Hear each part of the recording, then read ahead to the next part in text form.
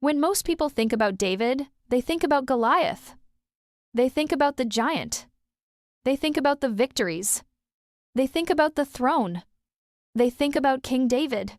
But that's not where I met David. I met him in the field. I met him long before he ever became king. I met him before the songs were written about him. I met him before the nation knew his name. I met him when he was alone. As I was going through my own battles, trying to understand what was happening to me spiritually, emotionally, and mentally, I found myself searching the scriptures for someone I could identify with. I could have chosen Joseph. Joseph had dreams. I have dreams. Joseph was misunderstood. Joseph was rejected. Joseph was betrayed. But Joseph's story wasn't my story. Joseph's gift was understanding dreams.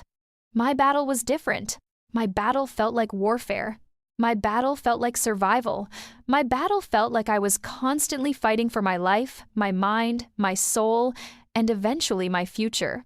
And when I looked through scripture, the person who kept appearing in front of me was David, because David understood the wilderness. David understood isolation. David understood rejection. David understood what it felt like to be overlooked. If you really read between the lines of scripture, David wasn't exactly the favorite son. When Samuel came looking for the next king of Israel, Jesse didn't even think to call David. All the other sons were brought before the prophet. David was left in the field. The message was clear. Nobody expected anything from him. Nobody thought he was important. Nobody thought he mattered enough to be considered. And I understood that feeling. I understood what it felt like to be misunderstood. I understood what it felt like to be overlooked. I understood what it felt like to have people make decisions about who you are without ever taking the time to understand what was happening inside of you. The more I read David's story, the more I saw pieces of my own. Not because our circumstances were identical, but because the emotional landscape was familiar. There was loneliness, there was rejection, there was isolation, there was wilderness, and there was God. That's the part that caught my attention. David was alone, but he wasn't alone. While everybody else was looking at David and seeing a shepherd boy, God was looking at David and seeing a king. David didn't know what God was preparing him for. He was simply tending sheep. He was simply being faithful. He was simply showing up every day and doing what was in front of him, and God was building something inside of him that nobody else could see. When I look back at my own life, I realized that many of the seasons I hated were actually wilderness seasons. At the time, I thought they were punishment. At the time, I thought they were rejection. At the time, I thought they were proof that something was wrong with me.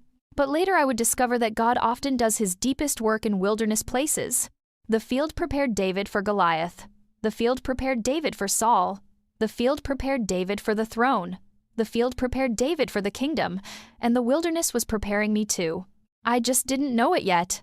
One of the things I admired most about David was his relationship with God. Not his victories, not his accomplishments, his relationship.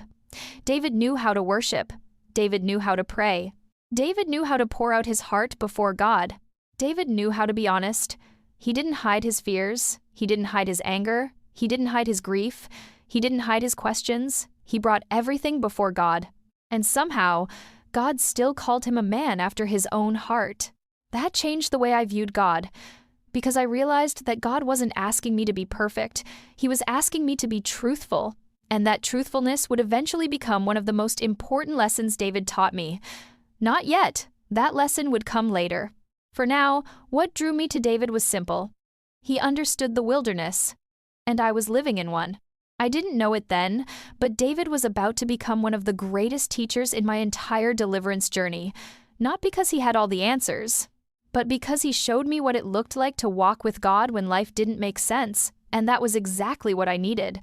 Before David became king, he learned how to stay with God in the field.